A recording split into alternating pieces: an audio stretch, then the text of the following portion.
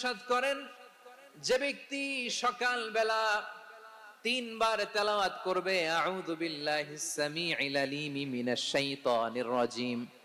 এরপরে সূরা হাশরের শেষ 3টি আয়াত তেলাওয়াত করবে, রব্বুল আলামিন ওই ব্যক্তির জন্য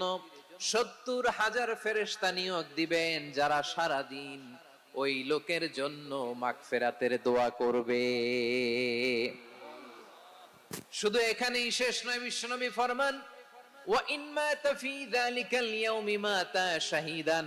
ওই দিন যদি ওই ব্যক্তিটা ইন্তেকাল করে সে শহীদ হয়ে কিয়ামতের দিন আল্লাহর সামনে দাঁড়াবে।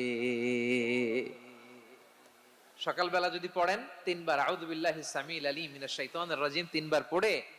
সূরা হাশরের শেষ 3 আয়াত যদি তেলাওয়াত করেন, তাহলে আপনার জন্য আল্লাহ তাআলা 70,000 ফেরেশতা নিয়োগ করবে, সারা দিন তারা আপনার জন্য